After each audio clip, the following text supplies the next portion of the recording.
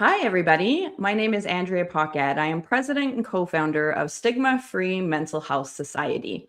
Welcome to our Stigma-Free Voices podcast, available on Spotify, on our website, stigmafreementalhealth.com, and also on our YouTube and LinkedIn channels. So if you are watching this after, please share. And if you are watching it now, welcome to the podcast. I am super excited today because I have an extraordinary guest. Her name is Shawna Percy. And Shawna, do you want to say a quick hello and maybe where you're coming in from? Sure. Hi, everyone. I am coming in from a small farm in Ontario. If you're familiar with Ontario, I'm kind of just outside the Guelph area. If you're in British Columbia, because you could be signing in from anywhere, I like to say that Guelph is like the BC of Ontario. It has similar vibes. But yeah, so just a small farm and thrilled to be here with you today, Andrea.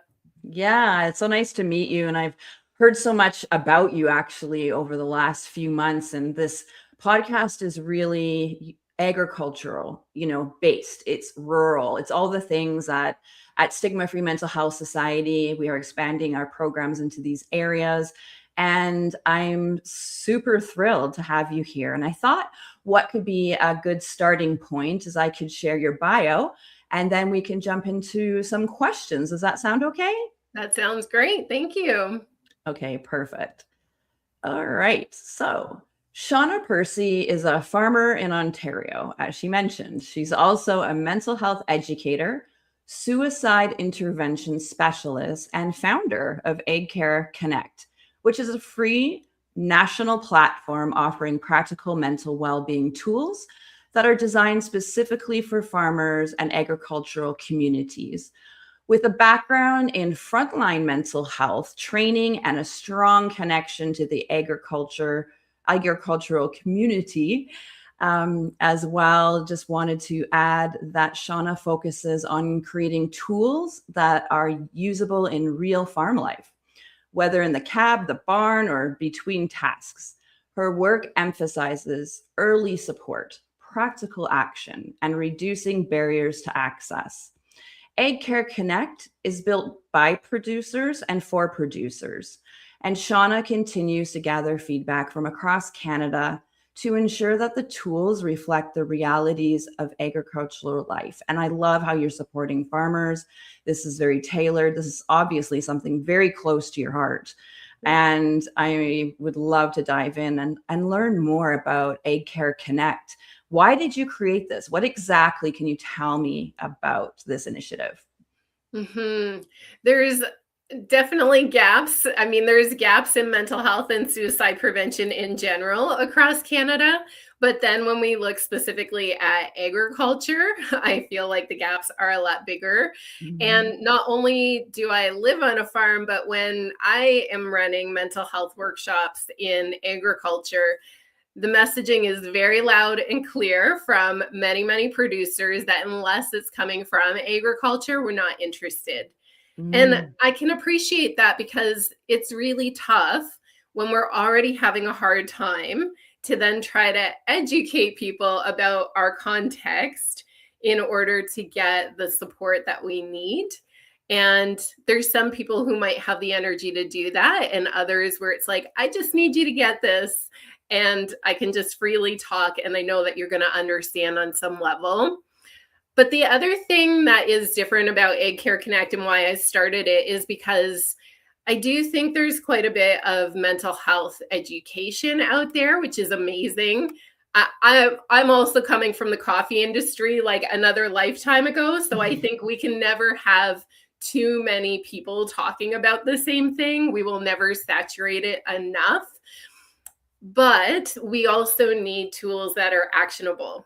So I can learn about something, but I'm personally a doer. So I want to get to the doing.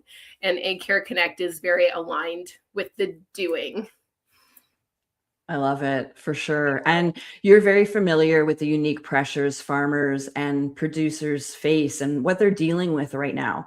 And maybe other people who aren't in those communities just don't have a full grasp on that. And maybe they just don't fully understand. So what are some of those unique pressures that farmers and producers are facing right now?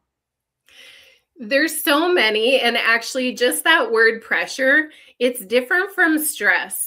And this is Mm. actually something I just learned from the 4-H group that we've been working with, because one of the first tools that I created, it was called TapRoot, and it was about addressing stress on the farm. And the Mhm. feedback that came from them is, this is too basic. We know it all already. But the Mhm. question needed to be, what is different about farm stress? And that really goes back to that term pressure. The pressure is always on. We're constantly on. There's always things happening on the farm. There's some things that happen on the farm that I'm like, I don't know who I could talk to about this, because I want to protect other people from what just happened on the farm. And then there's also, the court of public opinion, which is very strong sometimes. So, where I am, for example, it seems like such a simple thing to me. But even though I'm on a farm, I'm not far outside the city. And there's a lot of farm equipment that's on the roads right now, and they need to be to get to the fields. And so on a community group, I just gently posted, like, be mindful of the farm equipment. They're trying to be mindful of you. And it just really floored me how angry some people got, of Mm. like, I need to get somewhere. Why don't you pull over? And instead of trying to take time to understand, there's actually good safety reasons why the farm equipment can't just pull over at any time.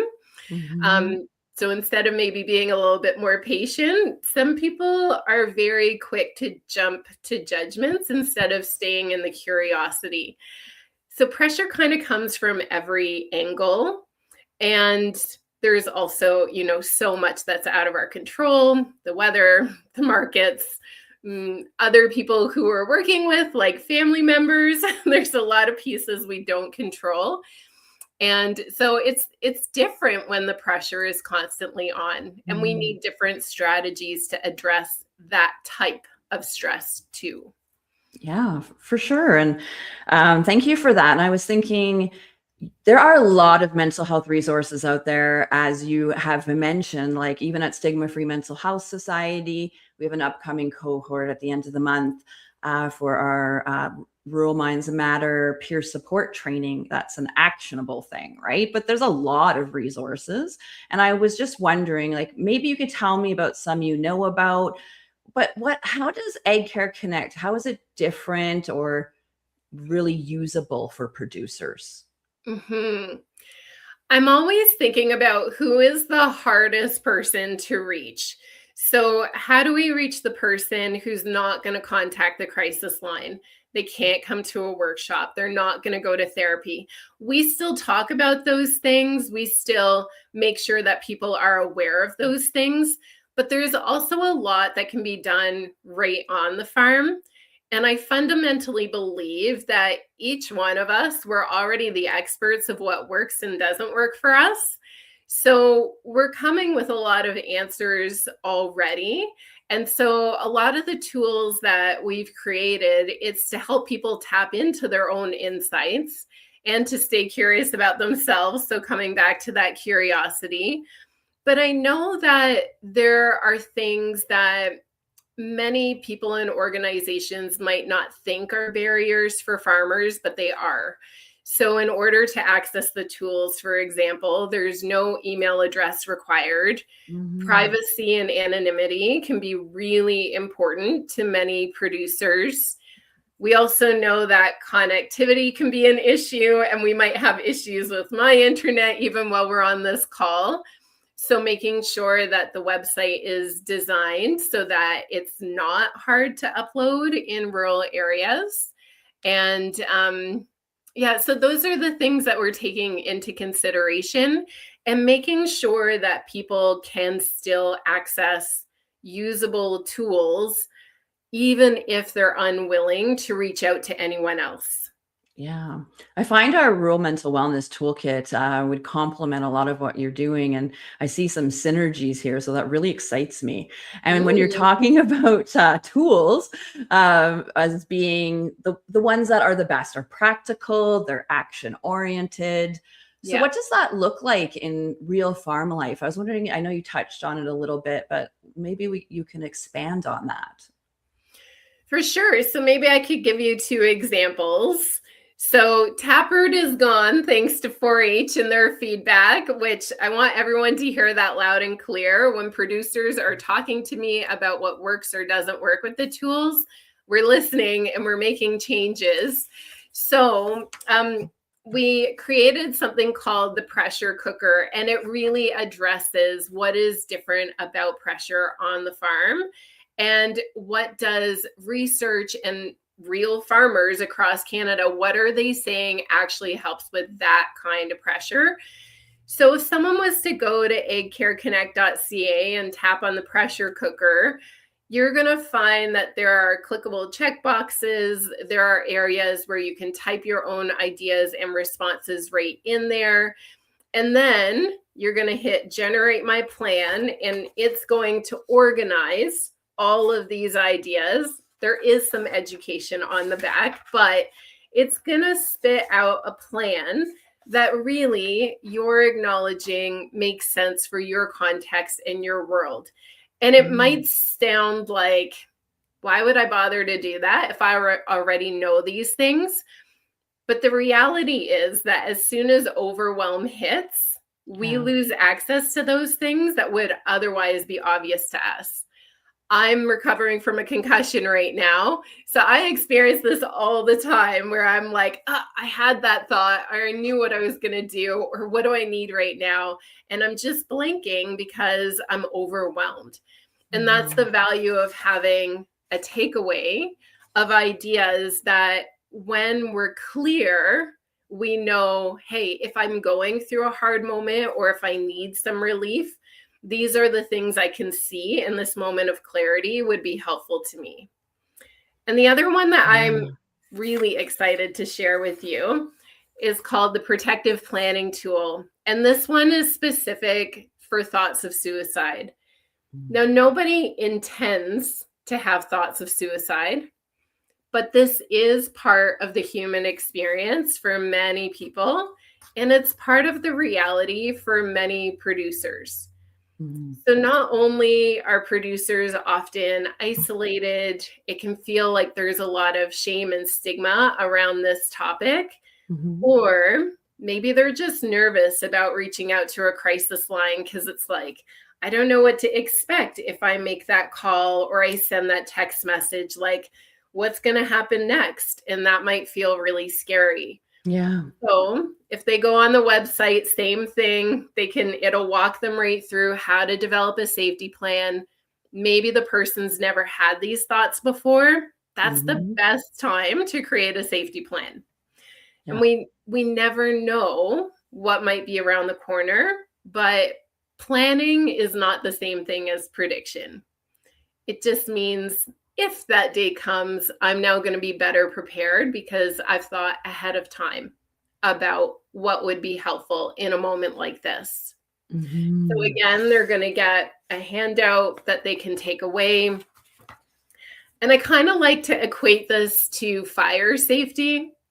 You know, fire safety is so common in our culture. We have fire extinguishers in the house, in the barn. When the kids go to school, they practice doing fire drills. We're not thinking, oh, a fire is going to break out at any time, but we practice these things so that if that day ever comes, we don't have to think about it. We just know what to do. So it's the same kind of idea here. Oh, absolutely love it. And the reason why is because I see this tailored approach, Yes. right? And that's so imperative because what can work for one person may be very different for somebody else. Yes. Yeah. And I was thinking too, why does support need to be available in real time? And I know you touched on this a little bit, but on demand for farmers, why is that so important? Oh, what a good question. I mean, access to other resources, other people, it's tougher in rural areas. So if I'm in the city, for example, I know that people can be surrounded by other people and still feel very alone. But I do Mm. also have the option of maybe walking down my apartment hall and tapping, like knocking on my neighbor's door. I can't do that from the farm. Like, other people's supports are further away. But also, if it's 2 in the morning and I haven't been able to seek support with another provider because I can't leave the farm between 9 to 5 because I've got to milk the cows and feed the sheep and look after the chickens or get things in the ground, like it's just not realistic, Mhm. then I need to know, what can I do if I go into crisis and it's 2 in the morning and no one else is around? And even though we have national resources like 988 or Kids Help Phone or the National Farmers Crisis Line, I think awareness of those resources is still really, really low. Yeah. And I don't know about you, but when I'm feeling raw and vulnerable, that's not when I want to try something new. That's when I'm Mhm. like, take me to what I know. Even if it's unhealthy for me, that's my comfort zone. So take me there. Yeah. And again, that's the benefit of trying to think ahead of time. What would be helpful for me if this moment ever comes? But also, oh, look, there are people who are literally on standby 24/7 who are putting their hand up saying, you're not burdening me. You're not putting me out. This is what I want to do with my life, to have these conversations with people. Maybe while I'm doing okay, maybe this is a good time to give them a call or a text and see how they respond to that. So Mhm. I'm not learning that in this moment of crisis. Does that make Mhm. sense? Yeah, it really does. And I was thinking as well too with that tailored plan and what a farmer can do for themselves, but also providing the awareness of the resources that are out there, correct? Yeah, For crisis management. that's right. Okay. Yeah. And I'm a huge fan of letting people know about national resources. If Mm. people are aware of their local ones, that's amazing.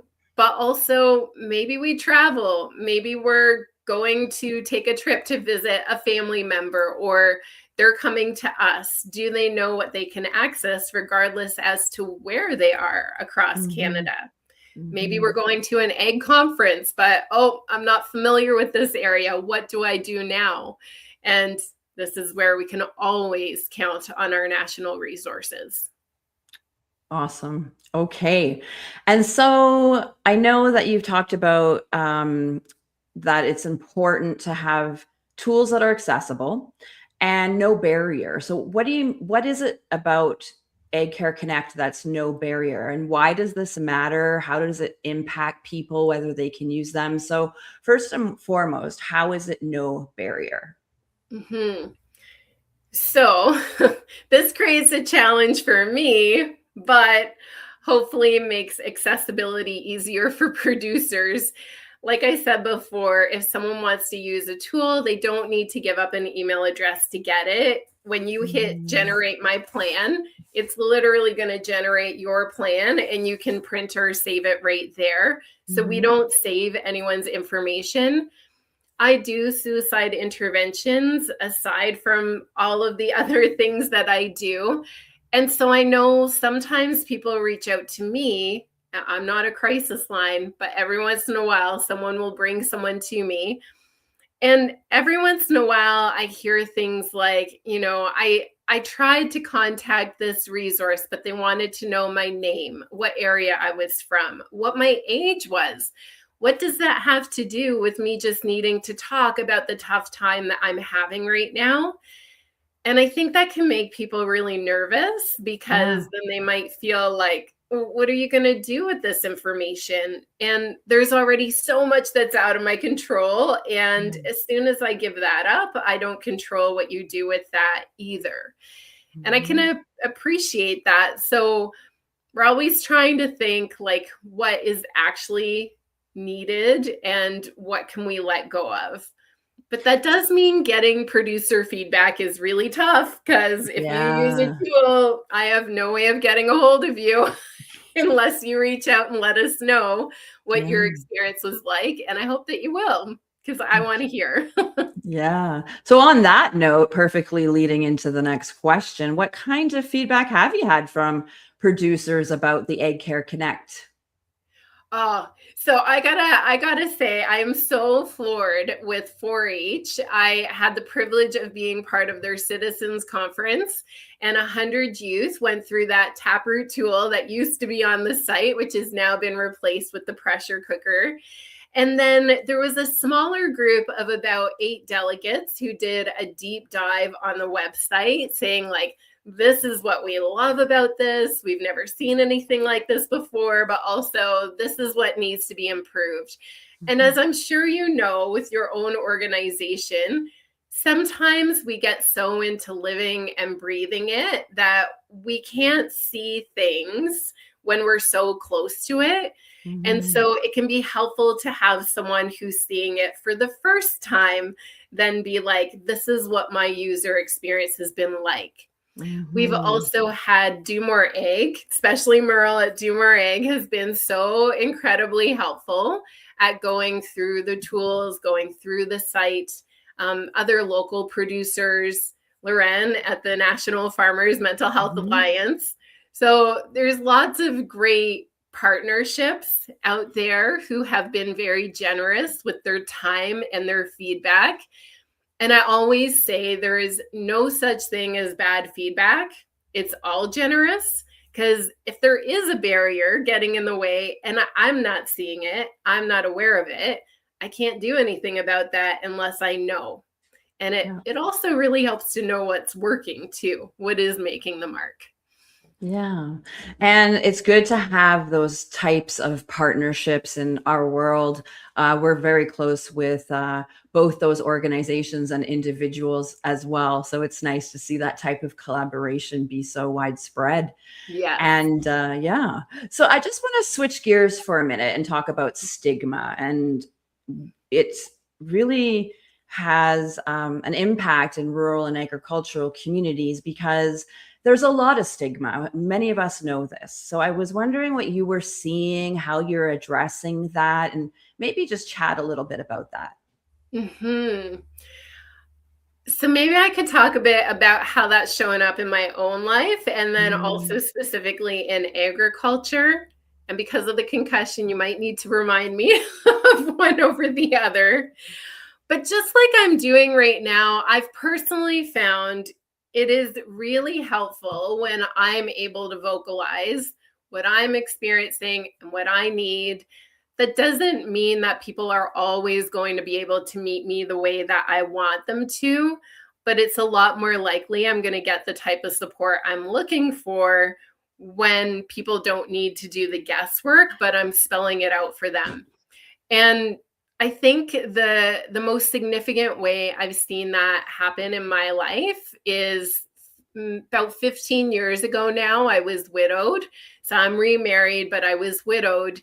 And I am like a hard on my sleeve person. And so I was just very open about what my grief process was like. For those who are bereaved, you know that doesn't go away. So 15 mm, years later, it's still with me and it continues to evolve. And I noticed a huge difference between the type of support I was getting versus individuals who maybe weren't able to vocalize that. Although there are also people who do let others know what they need and they're not met in the way that would be meaningful for them. So I know it's not a guarantee, but I do think it increases the chances that mm, people will be able to come alongside us in a way that makes sense for us when they don't have to do the guesswork. And it's the mm, same thing with the concussion. Even when I'm facilitating a workshop, which I do rarely right now, but I'll let people know right up front, this is what I'm dealing with. And I find that because I've been the first to say it out loud, it almost seems to give this unspoken permission Yeah. that maybe other people could also share their vulnerabilities or share things that they're kind of going, is it okay to say this out loud? And yes, we can just be human together. Yeah. And I No. think we need to pay attention to how people respond to us too, so that we can be intentional about who we let in and maybe who we don't. Yeah. That's a Yeah. really good point. And thank you for being vulnerable in the world, because I think it's so imperative that we feel okay with who we are, what we're dealing with, being able to voice that to others. And I was thinking of that exact same word, permission, permission Mm, to be able to be ourselves, to speak our truth, and to know it's okay. Right. I think yeah, that's the takeaway there. Okay. exactly. Yeah. Yeah.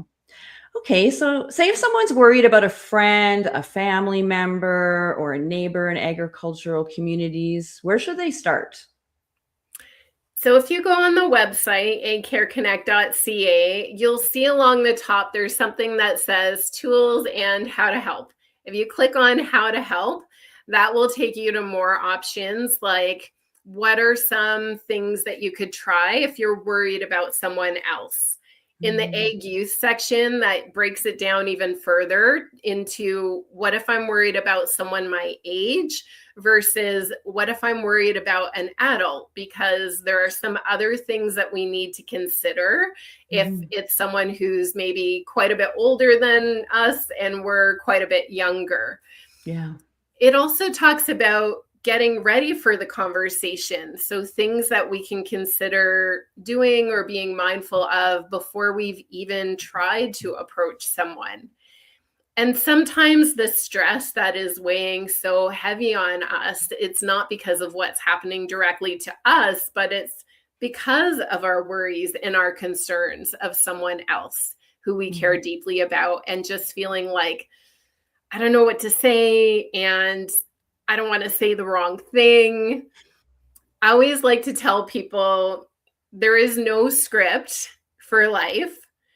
There are sometimes better things than others to say, but often the worst thing we can do when we're concerned about someone is to just not say anything at all. Yeah. So even Um, if you start by saying, I'm not sure what to say right now, but you've been on my mind and I just wanted to check in on you, like that's mhm. enough. Yeah. No, that is beautiful. I think just creating that connection. And I always say, when I was diagnosed with bipolar disorder when I was 25, and I was quite alone during that time, it would have been so nice to have somebody just, pick up the phone and say, "Hey, I'm just checking in on you. How you doing?" Like Yeah. even the littlest things. Someone sitting with somebody who may be struggling, you don't have to say very much sometimes, Yeah. right? Just being that listening ear as well and letting people know that you care about them. Yeah, that's great. Exactly. And Okay. what a helpful myth to try to get rid of, because I think culturally there's this, and especially producers, like we want to fix things, right? But I think culturally across Canada there is this big part of people that feels like, but what if someone shares something with me and I can't fix it? Or maybe they Mhm. share something and then we try and they shut down and we're like, what's going on? I thought I just offered you something helpful. Yeah. But most people are not looking to be fixed. Most people are desperately longing to be seen and heard in their experience. So the fix is often in the listening. If Yeah. you're coming with these, you're not empty handed. Yeah. So true. So true. Okay. So, our last question, if there was a producer listening to this podcast, do you have a message for them? Something that you feel would be a valuable takeaway, or just something you'd like to share? Um, be gentle with yourself. You're carrying a lot. And I'd say start there. Like, just take a moment to be like, yeah, I am carrying a lot. And you're already enough. And then, Mm, if you're maybe willing to come visit the site, I think a good place to start is just with the quick check in. It will take less than a minute for most wow. people, And it can just help us kind of take stock of what it is that we're carrying. And there's also a section called Take Stock, so that we can also try to recognize, yeah, there's a lot of hard, but maybe there's also a lot of good. And it's worth taking stock of that too. But be gentle with yourself. Wonderful. What a powerful message. I am so inspired by you and your work. And let's reiterate that website one more time. AndCareConnect.ca. Perfect. All right. Well, thank you, Shawna. It was a wonderful opportunity to connect with you today. Your wealth of information, bringing forward all the, some tools that farmers can use, creating a space of safety and vulnerability, right? So I appreciate our chat, and I appreciate you. So thank you. Thank you so much, Andrea. So thrilled to be here. Thank you. So before I close off, thank you to our audience for watching. Once again, if you're on LinkedIn, Facebook, YouTube, Spotify, please share. The more people we reach, the more we will make a difference in the lives of so many. And also wanted to say as well, just a friendly reminder that our Rural Minds Matter peer support training is taking place at the end of January on the 27th and 28th. It's a weekend, and we are super excited. It is virtual. We'll be having some in-person cohorts this year, but for this one, people can access our training from across Canada. There's about 20 spots left, and so we really hope you'll register. Contact us for more information if you wish, and thank you, everybody. So as we go on with our day, I just wanted to wish everybody a wonderful day, and to know that, we can make a difference in the lives of other people. But I really believe it starts with us. All right. So thank you so much, and take care, everyone.